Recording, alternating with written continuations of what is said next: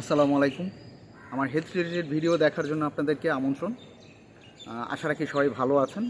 তো আজকের যে টপিক সেটা হচ্ছে আপনি আঘাত পেলে আপনার শরীরে কী ঘটে এবং সেই আঘাতটা আসলে কি করা উচিত আমাদের আঘাত পাওয়ার পরবর্তী সময়গুলোতে।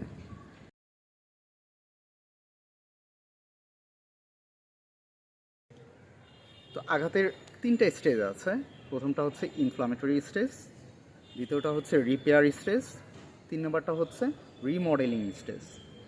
এগুলোকে আমরা একটা ফেজও বলতে পারি, আপনার আঘাত সারার একটা ফেজ। তো প্রথম যে ফেজটা এটা হচ্ছে ইনফ্লামেটরি ফেজ, সেটা হচ্ছে 5 থেকে 7 দিন আপনার কন্টিনিউ করে এই ইনফ্লামেটরি ফেজটা। তো এটাকে ইনফ্লামেটরি ফেজ এই জন্যই বলা হয়, সেটা হচ্ছে আপনার শরীরের তীব্রতাটা, আঘাতের তীব্রতাটাও প্রকাশ করে। এটা হচ্ছে আপনার শরীরে যখন আঘাতটা পাচ্ছেন তখন কিছু কেমিক্যাল ওইখানে রিলিজ হতে থাকে, ব্র্যাডিকাইনিন, সেরোটোনিন, হেপারিন, যাই হোক। তো এই রিলিজ হওয়ার ফলে, এই কেমিক্যালগুলো ওইখানে রিলিজ হওয়ার ফলে আপনার যেটা হচ্ছে জায়গাটা ফুলে ওঠে, জায়গাটা গরম হয়ে যায় এবং জায়গাটা আপনি তীব্র ব্যথা অনুভব করেন। তো আপনি যেটা করতে পারেন এই সমস্যার জন্য ইনফ্লামেটরি ফেজে, সেটা হচ্ছে বরফ। এটার আসলে প্রথম ট্রিটমেন্টই হচ্ছে বরফ। আপনি বরফটা সেখানে একটা পাতলা কাপড়ের মধ্যে নিয়ে ধরে রাখবেন, দিনে 2বার করে দিতে পারবেন এবং এটা 2 থেকে 3 দিন বরফটা খুব ভালো কাজ করবে। হ্যাঁ, প্রথম 2-3 দিন। তো আপনি এটা কন্টিনিউ করবেন দিনে 2বার করে। হ্যাঁ, আর বরফটা দেওয়ার নিয়ম হচ্ছে আপনি ওটাকে চেপে হালকা করে ধরে রাখবেন। হ্যাঁ, যতটুকু সহ্য করতে পারবেন ততটুকু দেবেন, আবার সরিয়ে দিবেন, জায়গাটা ঘুরিয়ে ঘুরিয়ে 5 থেকে 7 মিনিট আপনি বরফটা সেখানে দেবেন।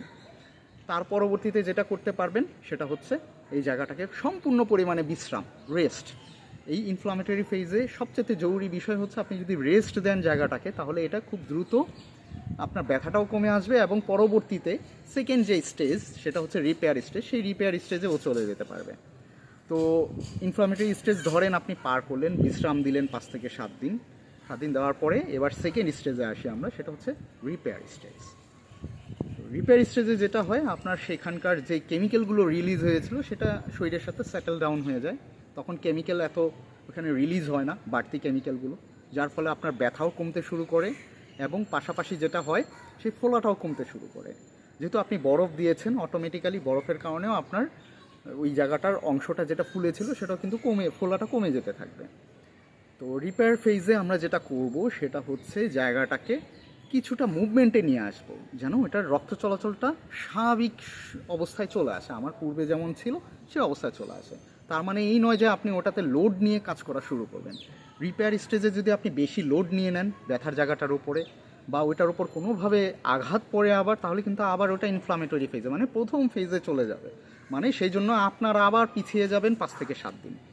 সুতরাং রিপেয়ার স্টেজে আপনি যেটা করবেন, স্বাভাবিক মুভমেন্টগুলো কন্টিনিউ করবেন, কিন্তু এর উপর ভারী কোনো লোড নেবেন না।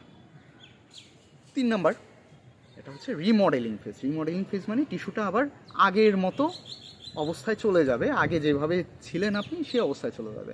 তো আমি তো আগেই বলেছি রিমডেলিং ফেজটা হচ্ছে 14 দিন থেকে 21 দিন পর্যন্ত, এই সময়টা আপনাকে একটু ধরে নিতে হবে এই সময়টা।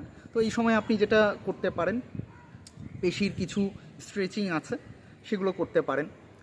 এই স্ট্রেচিংগুলো নিয়ে আমি আসলে পরে আলোচনা করব, কীভাবে স্ট্রেচিং করতে পারেন বিভিন্ন পেশির জন্য। আর হচ্ছে যেটা জয়েন্টের মুভমেন্টগুলো স্বাভাবিক রাখবেন, চলাচলগুলো আপনি একটু বাড়িয়ে দিবেন এবং যেটা করবেন, যদি এই পেশিটা বা যে জায়গাটা আপনি আঘাত পেয়েছেন সেটা একটু দুর্বল মনে হয়, তাহলে কিছু শক্তি বাড়ানোর কিছু এক্সারসাইজ আছে, সেগুলো যদি করেন তাহলে আপনার ওই জায়গাটা আস্তে আস্তে একদম স্বাভাবিক হয়ে যাবে এবং আগে যেমন ছিল সেরকম। তো আজকে আমি যে 3টা ফেজ নিয়ে আলোচনা করলাম, সেই 3টা ফেজ আসলে আপনি ঘরে বসে আপনি ম্যানেজ করতে পারেন, কিন্তু কথা হচ্ছে যদি দেখেন 5 থেকে 7 দিনে আপনার পেইনের তীব্রতাটা একদমই কমেনি, তাহলে অবশ্যই একজন চিকিৎসকের পরামর্শ নেবেন। হ্যাঁ, না হলে হবে কি, আপনার এই ভেতরে হয়তো আপনার কোনো ফ্র্যাকচার হয়ে আছে, কোনো টিস্যু ড্যামেজ এমনভাবে হয়ে আছে যেটা আসলে আপনার একজন ফিজিওথেরাপিস্ট অথবা অর্থোপেডিক সার্জন অথবা যাই বলি না কেন এই বিভাগের যে ডাক্তাররা আছেন তাদের যদি শরণাপন্ন না হন, জিনিসটা কিন্তু আপনার খারাপ হয়ে যেতে পারে। সুতরাং আপনার ব্যথাটা আপনাকে নিজেকে আগে বুঝতে হবে, আপনি এটা চিকিৎসা নিজে ঘরে করতে পারেন কি না। যদি করতে পারেন তাহলে আমি যে ফেজগুলো বললাম সেই অনুসারে আপনি ট্রিটমেন্টটা আপনি ঘরে এইভাবে করে ম্যানেজ করতে পারবেন। ধন্যবাদ সবাইকে আমার ভিডিও দেখার জন্য। সামনে আরও ছোট ছোট এরকম তথ্যগুলো দিয়ে আপনাদেরকে চেষ্টা করব বুঝিয়ে বলার জন্য। আমি জানি না কতটুকু সফল হয়েছি, যদি সফল নাও হয়ে থাকি তাও আমার চেষ্টাটা সবসময় থাকবে। আর যদি কোনো প্রশ্ন থাকে আপনাদের এটা নিয়ে তাহলে কমেন্ট বক্সে অবশ্যই জানাবেন। আর ভিডিও যদি ভালো লেগে থাকে তাহলে অবশ্যই সাবস্ক্রাইব করুন। পরবর্তীতে আমি এরকম আরও ভিডিও দিয়ে আপনাদেরকে চেষ্টা করব কিছুটা উপকার করার জন্য। ধন্যবাদ সবাইকে। আসসালামু আলাইকুম।